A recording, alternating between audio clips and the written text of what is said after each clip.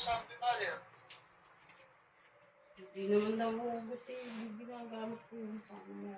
Hello guys, magandang araw sa inyong lahat. Welcome back sa ating YouTube channel. So ngayon guys, meron akong gagawin dito sa TV na 55 inches. So, Smart TV. So, bali ito guys ay home service.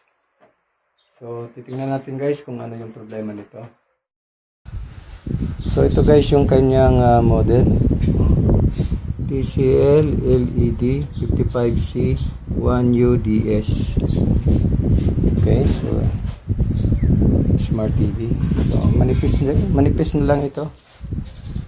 Okay. So, ngayon testing natin, paplagin natin at titingnan natin yung problema. Okay, paplagin natin.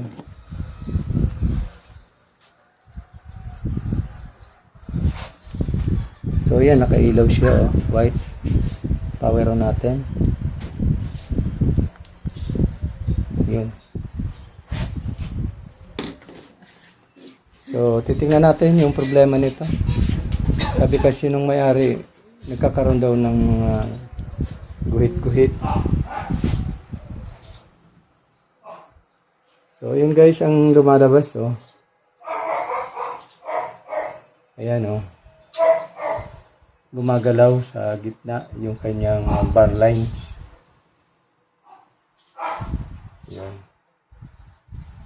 Okay, so ito guys ay panel issue. Titingnan natin kung makakuha sa repair or modification ng clock signal nito. Okay, so guys, bubuksan natin yung unit.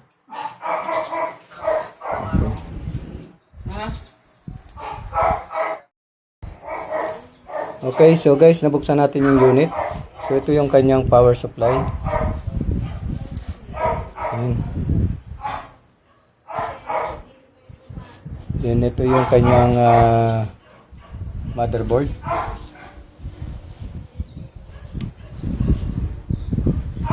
So isa lang ang kanyang ribbon. Tapos meron na siyang T-con. Then meron siyang dalawang ribbon, left and right. So ito yung kanyang T-con.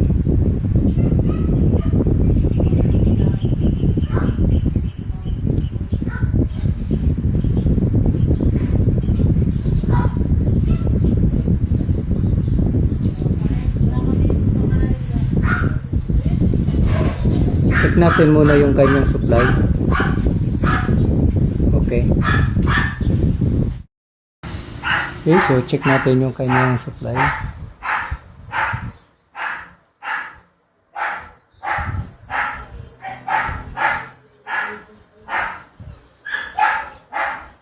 .8 BGL 5.4 BA HBAE 7 volts VGH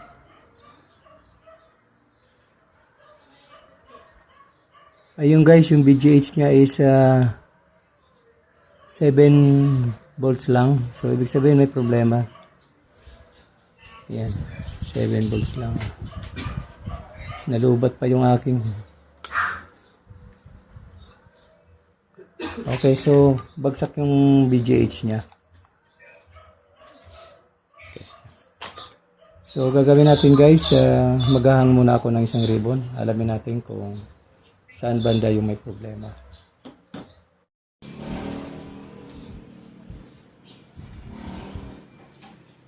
Ngayon guys, naghang ako dito sa right side ng isang ribbon. Then nakakabit itong sa left. So titingnan natin kung ano yung display.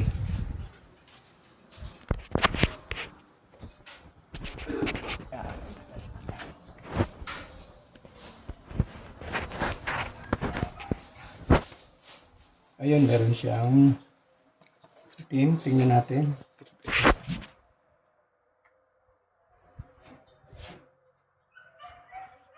Baba natin yung... Ayun guys, lumabas yung kanyang display sa left side. Buo siya, oh. Okay. So, yun ang lumabas. Okay, so itong tanggal niyan guys, ito yung kabila. Itong sa right side, yung tinanggal natin. Okay, so tanggalin muna natin.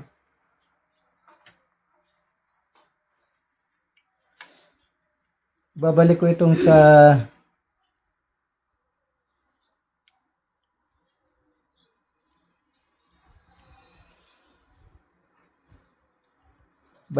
right side, then i-open natin itong sa left.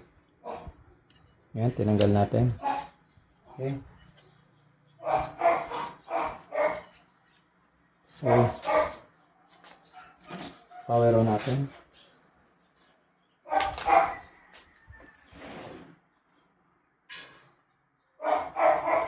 So, yun guys, kung mapapansin natin, nandito yung problema. Kasi itong kabila, okay siya. Dito may problema sa right side. Ayan, no? Meron siyang bar line. So, nakita na natin yung kanyang problema. Nasa right side. Okay. So, ibabalik ko itong sa left side.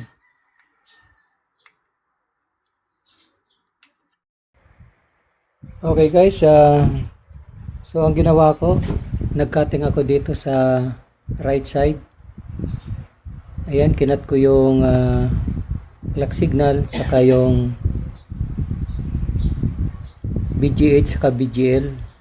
Dahil nandito yung malaking sunog. Ayan, mapansin nyo yan yung kinat natin. Oh. Tapos dahil madilim, tinanggal ko yung side COF. Yan.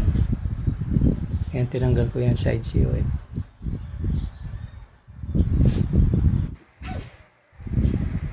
Sige.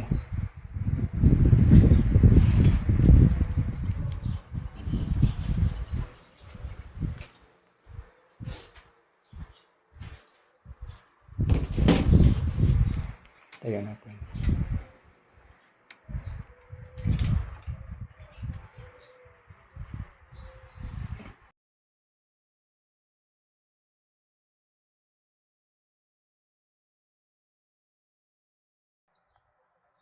Okay guys, so ito na yung picture niya.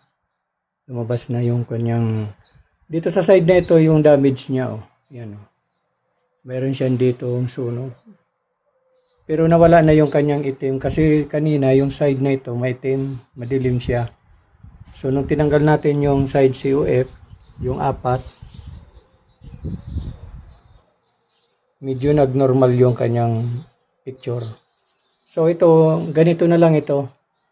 Okay na naman siya kasi natanggal ko na yung kanyang supply sa BGL, BGH, at saka yung clock signal niya. Wala na. So nagbibigay na lang ng signal niya nitong sa side na ito. So ito i-assemble ko na lang, then pa-final testing natin. Okay. So hello guys, ito na yung ginawa nating unit. Ayan. So yan na guys, normal na siya, oh. Okay. So nagpapasalamat ako sa may-ari nitong unit, si Ma'am. Ma'am, maraming salamat po sa inyong tiwala sa pagpapagawa ng unit na ito. Okay, sino ang pangalan, Ma'am? Badet po. Badet. Si Ma'am Badet ang may-ari nitong unit na ito. Okay guys, maraming salamat sa inyong panunod. Kung hindi ka pa nakapag-subscribe sa akin channel, please subscribe, then pakihit ng notification bell para ma-update ka sa mga susunod ko pang video. Like and share. Okay, God bless guys. Thank you. Bye-bye.